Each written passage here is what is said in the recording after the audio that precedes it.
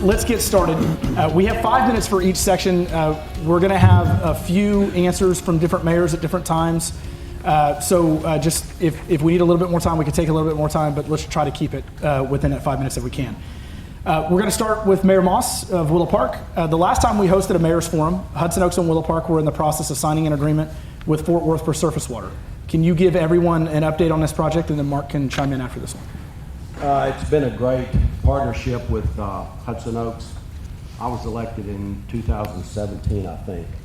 And a big thanks to Patrick when he was at Hudson Oaks and our city manager, Brian Grimes. We got things moving. We've got the funding. We have the agreement signed with Fort Worth.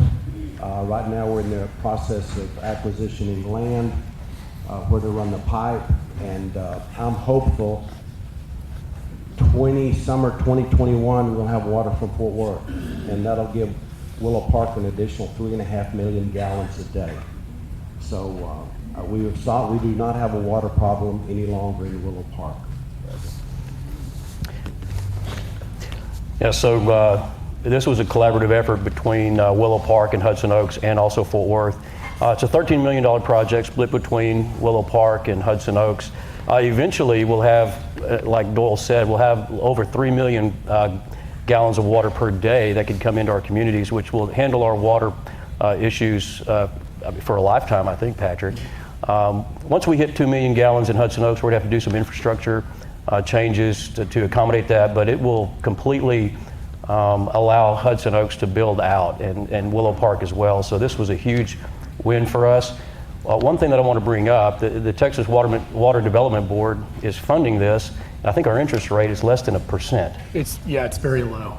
It's very low. So the payments that both cities are paying, obviously out of tax dollars, is going to principal. It's not going to interest. So that was a big win for both communities. Yeah, it's important to talk about. That was Brian Grimes' side of the deal. So Brian, thanks for all the work you did at Texas Water Development Board to get us that interest rate. And obviously that goes a long way because it allows us to invest in other infrastructure projects to be able to handle the growth that we have today. So Mayor Paschal, you and I have gotten the opportunity to work a lot closer together since I've moved over to the EDC. Yes, sir. And I want to talk a little bit about the growth and things that are happening and get started with you first. But what are some of the roadblocks that businesses face when trying to come into each of our cities combined, and how are cities working together on those issues? Right, I think that I don't think any of this group of mayors likes the word roadblock. I think we have some challenges, Absolutely. But I think as a group we're turning those into opportunities. I think transportation is the first and foremost issue that's going to provide us some opportunities and some challenges along the way. Specifically in Weatherford, we are about 50% developed as a community, and so we have some good roads in place. We have some areas that we need to add roads. Until those are added and those funds are available, that's going to provide some challenges. We do have a thoroughfare plan that's available to the public and to our neighboring communities that they can look at. And so that way we can try to partner up and figure out where things connect the best, where we're able to do them the most affordable and what makes sense. More specifically to Weatherford also, we have about 500 miles, that's not an overstatement, 500 miles of underground water lines and wastewater lines in our community. And they're serviced by 9 water towers, soon to be 10, and pump stations and lift stations, but we still have a lot of areas that don't have that infrastructure. And those can be challenging and those can cause roadblocks when we don't have those services in certain areas.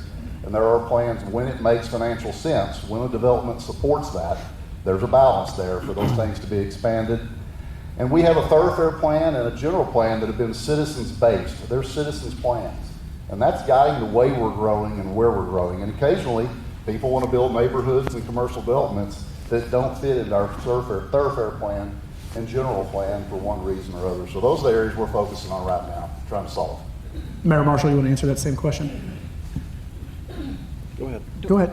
Yeah. Okay, sure. So from Alito's perspective, again, thoroughfares are certainly important, how you move people throughout your city, and of course having the 1187 expansion has tremendously helped us. But one of the things that you don't really think about is land availability. And when I speak about land availability, some of the businesses that want to come into our communities require a specific size of property. And so if you don't have that, well, quite honestly, that takes you out of the mix. And so, knowing what your inventory is in terms of land that is either built or not built, because they all are looking for something. Some are looking for structures that are already in place, which may or may not be the correct size to fulfill their business needs. So I would say that certainly is a pretty huge challenge, shall we say. But then the other thing, too, that you don't think about would be the property owners themselves.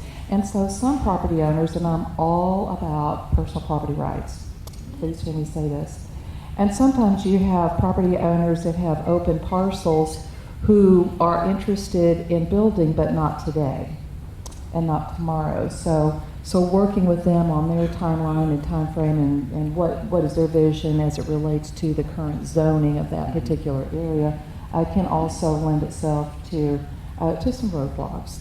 Not insurmountable, but nonetheless things that you have to think about as a city moving forward. So, Mayor Pivero, I'm actually going to ask you the next question and roll into that. But obviously, growth is here. We're feeling it. Doesn't matter whether you're east or you're west. If you're in Peaster or Springtown or Brock or Aledo, growth is everywhere, right? And what do we need to formulate from a legislative session standpoint, and what do we need from the state level in order for us to better be able to handle that growth? Well, along the lines of the state legislature, stop legislating to small communities and cities and how we need to run our cities. Local control was eroded in the last session. I don't think Phil King is here, but we've had discussions with Phil, and he's heard from the mayors here. But as far as what the legislature can do for communities, and it's hard to say, but let us govern the way our local residents want us to govern. We're elected officials, and so we're elected. Yeah. Preach it, right? Well, all government starts at the local level, and so we need to be able to govern our communities the way our citizens want. A study has shown by 2045 that population in Parker County will grow by 55%, but our high-wage jobs are only going to grow by 27%. I know Pat Dean is here. We have some county commissioners. I saw Steve Dugan back there. We need to bring these high-wage jobs into Parker County to assist us in bringing in the commercial development that we need. And because if you bring in those high-wage jobs, the people are going to come, the commercial development is going to come. One thing I do want to address is we love the rural environment here in Parker County, but Fort Worth is coming this way. And how are we going to manage that growth? I don't really know what the state can do about it, Patrick, but we can certainly do something about it at our level. Doyle, you want to chime in on that one as well? No, I agree. The last year, the legislator we talked to, and I'm with Mark, leave the governing, stay out of our business, and if we need you, we'll call you. And but we've gotten some help from our. Can we turn that into a T-shirt? If you need you, we'll call you. If this is recorded, delete that last remark. But we do have problems. We have transportation problems, and I think the judge is on top of that and addressing that. We've solved some of our road problems in Willow Park. We had a gentleman, I don't know, it's been a couple of years ago, came to Bernie Parker, our assistant city manager, and he said, I counted 93 potholes between my house and City Hall. And he actually counted them, I guess. Well, Ranch House Road has no more potholes if you've been on it lately. So infrastructure is big. Thank you. And that's it. Absolutely. Yeah. We want to pass that down to Mayor Pascal and give him an opportunity, and I'll come to you, Mayor Marshall, as well in the next Mayor question. Pivero said it quite eloquently. I think what we're looking for is a change in mindset. I think what we hear people in Austin say is, DC, leave us alone. We'll take care of our own state. And I think as mayors, that's what we're saying. Austin, let us manage our own cities and our own counties, because if we don't, we have this system called democracy. And if we're not doing what we need to be doing for our citizens, they will replace us.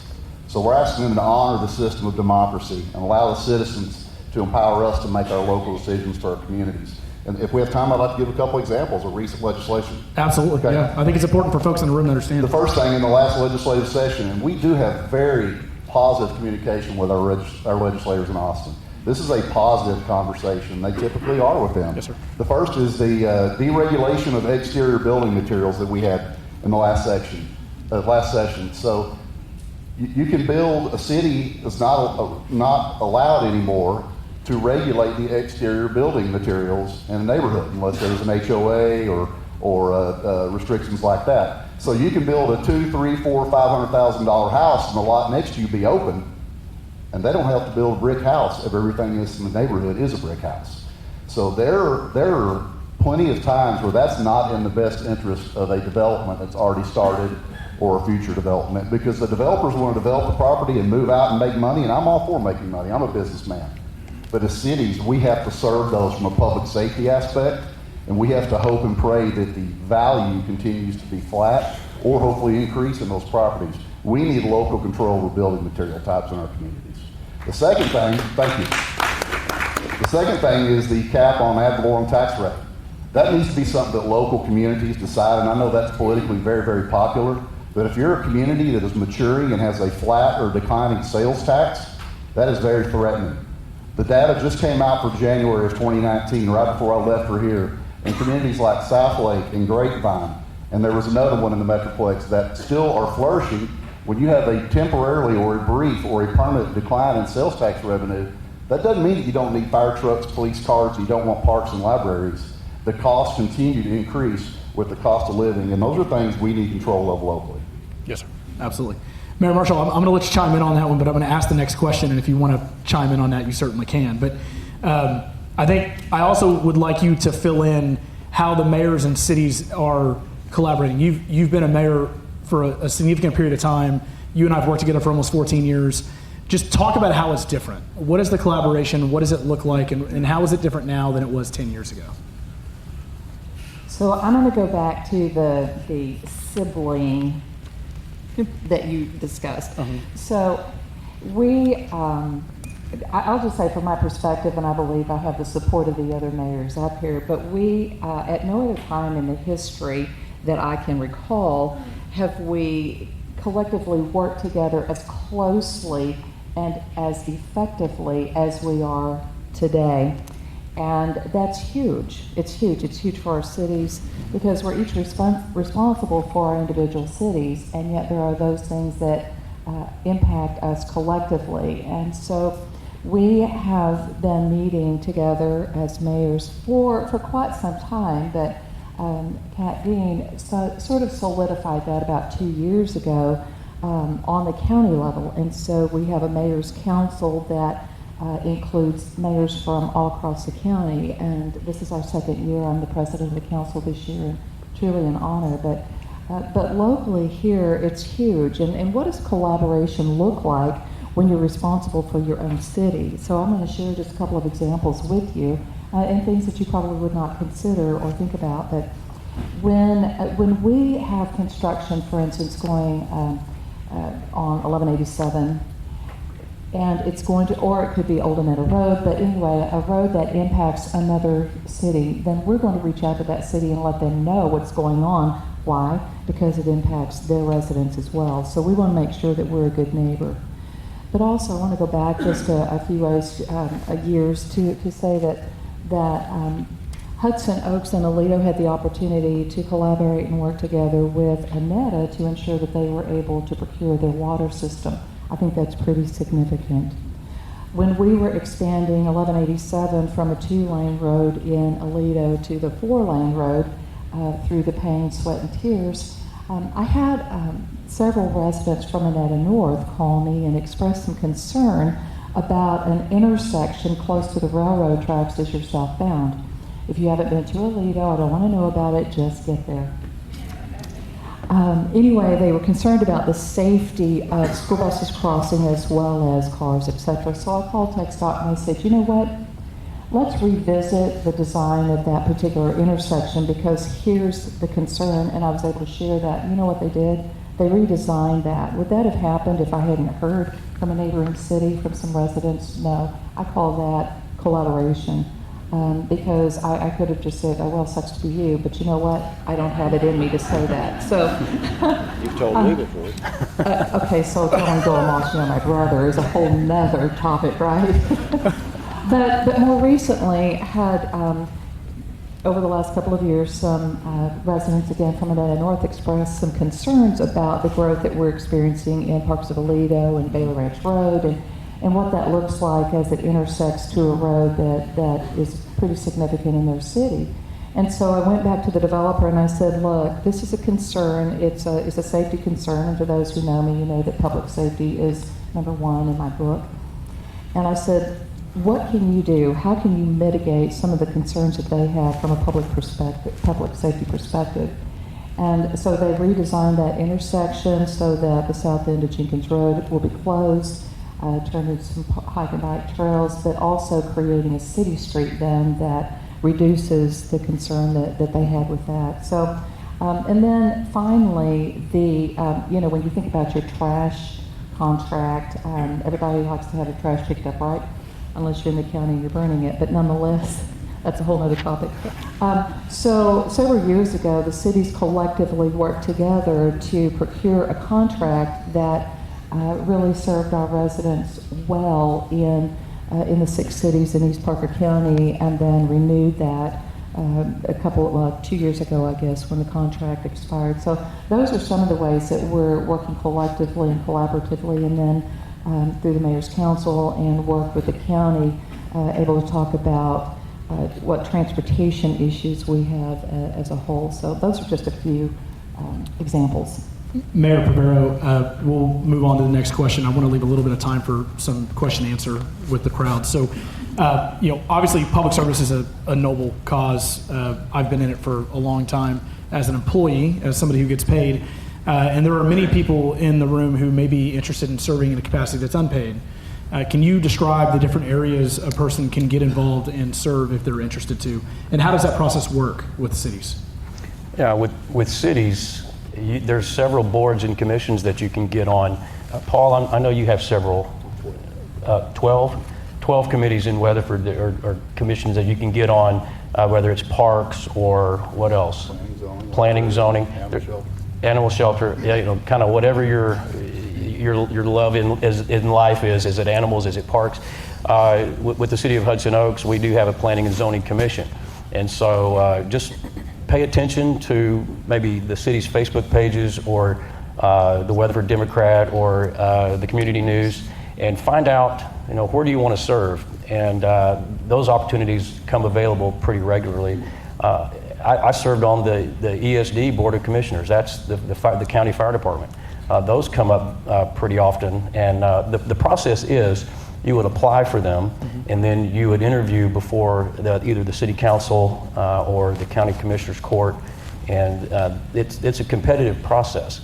But that's the first step really to get involved. And one day, Pat Dean knocked on my door when he was mayor, just going around talking to people, and I asked him, how can I get involved? And he mentioned the Planning and Zoning Commission.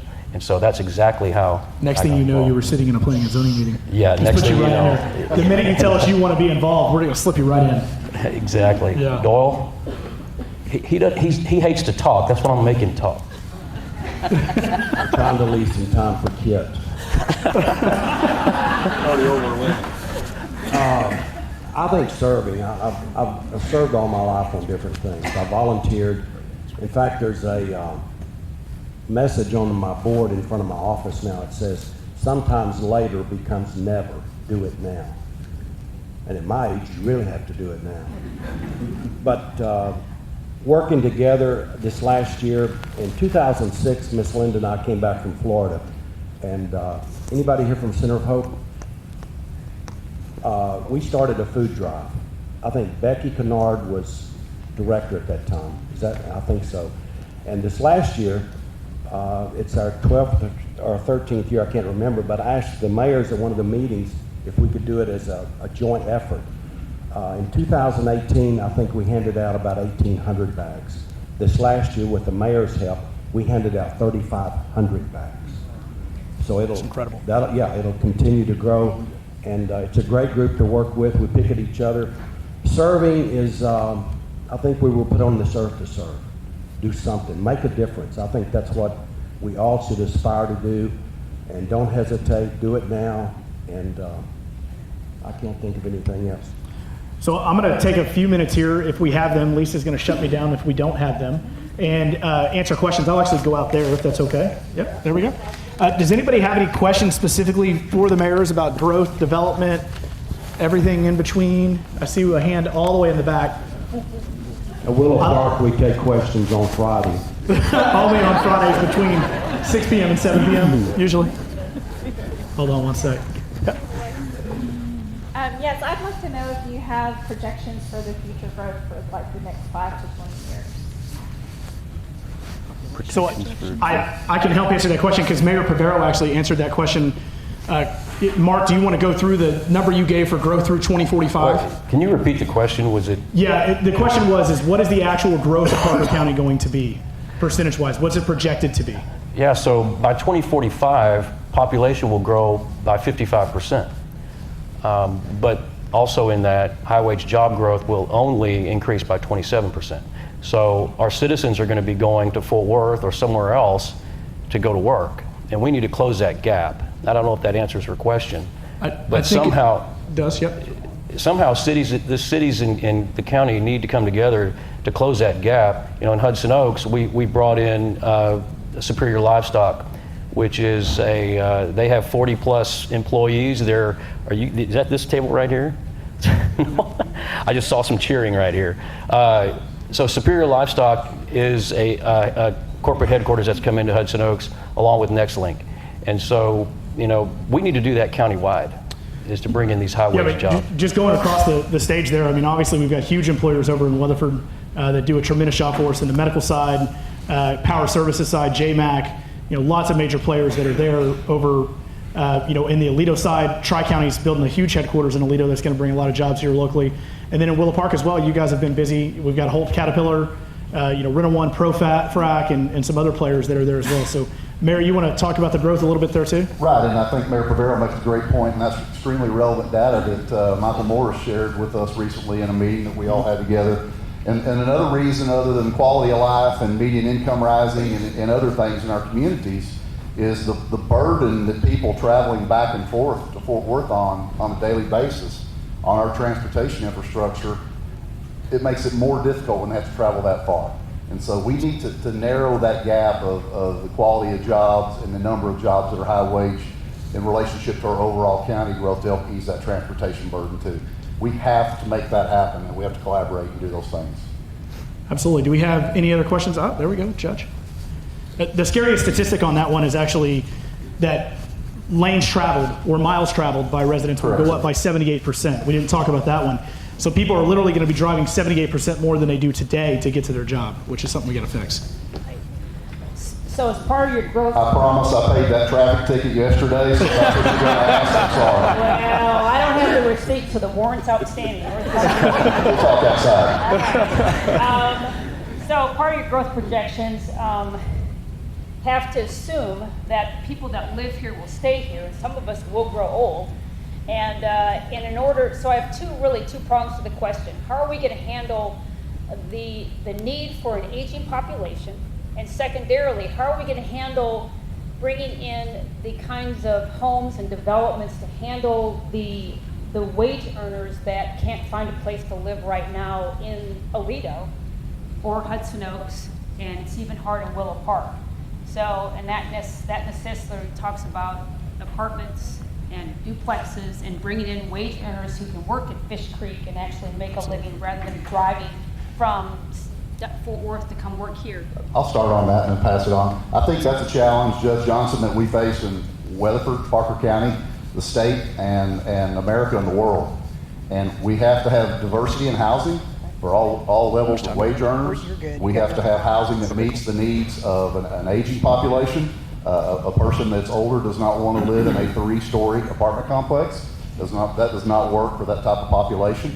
We also have to have the medical community to support them, the transportation system to support them. It's an extremely complex problem, and I would tell you, I don't think even any of us up here would have a solidified answer today, other than we're going to have to be creative, we're going to have to think outside the box, we're going to have to know our demographics, and we're going to have to stay ahead of that aging population.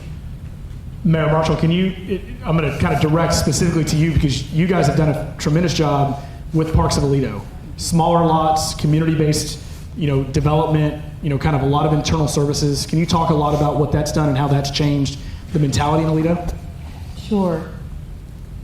I don't know if I can speak to the mentality of Aledo, but I will just how we got there. And so, this is why it's important that as an elected official, council member, mayor, it's important to be willing to think outside the box and to look at the future. And in Aledo, we decided years ago that we were going to manage the growth and not allow the growth to manage us. What does that look like? What does it mean? And how do you do this? You can do it, and I believe Aledo found a formula, and we've been successful in doing that.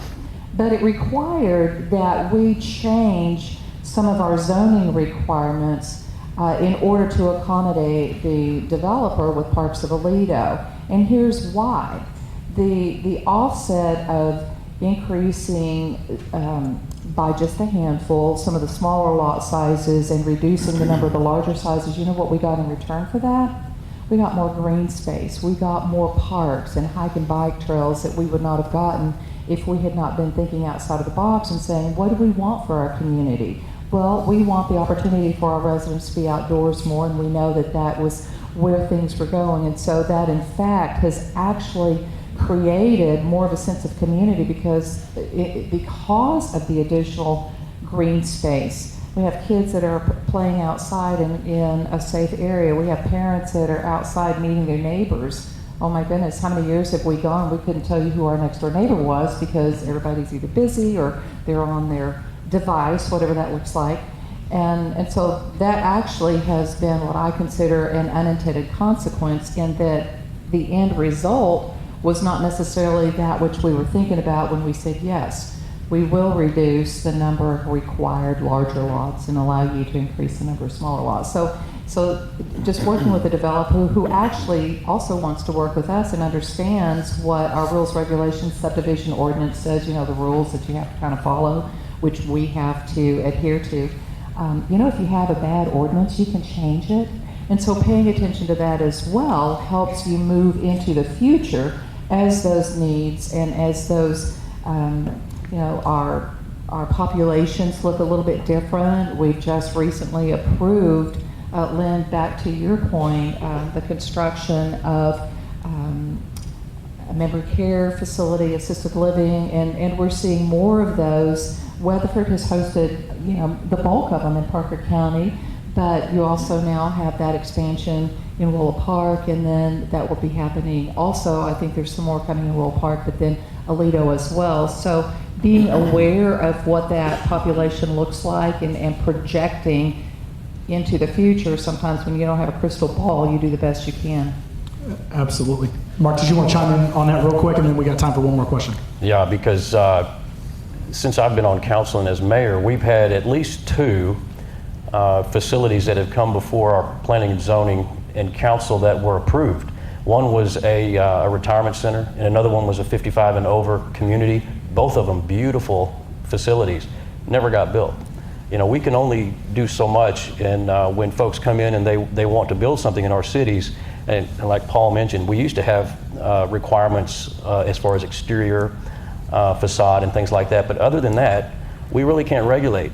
And so, but we had those, they were in the works. I don't know what happened to them, but they just never got built. We do have a 360 plus unit apartment complex going in Hudson Oaks. It's our first multifamily, and so that's going to offer some residences to people who may not be able to move to Parker County because of property values. So, but the citizens, you folks have to decide how much of that do you want. And so there's kind of that growing pain going on in Hudson Oaks, and I'm sure it's going on elsewhere as well. I concur. And to be clear, when we did Creekside, when I got to Hudson Oaks 13 years ago, I was told we'll never do multifamily. And when we did Creekside, we highly regulated it to make sure it was a Class A facility with granite countertops and wood floors and tile backsplashes and things like that. So it's important to understand that we do still have some control mechanisms, but it's gotten a lot more difficult with the new state law for sure. It was a great comment there. We have time for one more question. Does anybody have one more question? No? Right here. Y'all are making me walk today. I know I need to lose a few pounds, but man. Here you go. You can hold that mic. So, we've all seen the growth, and we all know that the growth is just exploding out here. So what are your plans to expand or increase the manpower for the fire departments and the police departments to handle that growth? In Willow Park, we're short 3 firemen and 1 policeman, and we're working hard to, on our sales tax to get that up where hopefully at the end of this year that we can have that resolved. It's a battle we face, and I think most small cities face it, but we're working hard to get to that. We ordered a ladder truck. We have a ladder truck, and I'm hopeful at the end of this year our city will be fully staffed to handle that. So that's part of the problem we face. In Hudson Oaks, we have twice as many police officers as the FBI says is required to adequately provide service to a municipality. The FBI says you need between 2.5 to 3 police officers per 1,000. We have about 2,500 residents and 12 certified law enforcement officers. So we've made a commitment to public safety in Hudson Oaks already. We can manage our growth. As far as the fire department goes, we're in ESD 3, and so the county fire department provides services to Hudson Oaks. And I know that, I don't think Ed Huddleston's here, he's the president of that council, but they've done a tremendous job in providing fire service to us, along with the city of Weatherford, who provides the firefighters. So that's a unique situation that we have in ESD 3 in Hudson Oaks. But as far as the growth goes, I would say we're on top of it. We may not like it just like you don't, but it's coming. We have to manage it.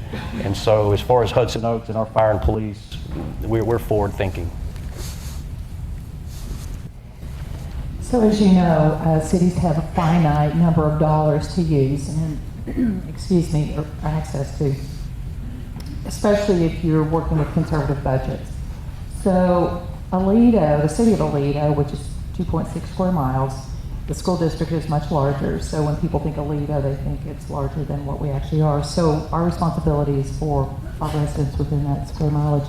But ESD 1 is the department that covers and provides fire protection for us. And so as such, they're the ones that are responsible for managing their budget and the number of firefighters that they have. Before they became ESD 1, and the city always provided dollars to the fire department. Aledo does not have a police department, but we contract with Parker County Sheriff's Department, and we have 2 deputies specifically assigned to the city of Aledo to provide law enforcement. And you may ask yourself, well, why is that? So in order to put in a police department, which as we're getting closer to that 5,000 population benchmark, these are conversations that we're having. But I used to say it would cost $500,000 just to start a department. Well, that's increased significantly, and who pays for that? Well, our residents do. So, trying to factor in the whole public safety piece of it, along with how do you get the money to pay for a police department, because then you've got to talk about the staffing it, which is not just one police officer. It's, as Mark alluded to, there's formula that you use. So that's why we are currently contracting with the Sheriff's Department, and we have 2 deputies that are specifically, we pay for specific to the city of Aledo, with this other out in front of us for future conversation about what that's going to look like as we move forward and build out. I'll be brief. Our police department and fire department in the city of Weatherford is fully staffed. Our fire department is a town class of 2. That's in the top 10% of the state of Texas in ratings. 1 is as good as you can go. Our police department responded to 44,000 plus calls for service last year.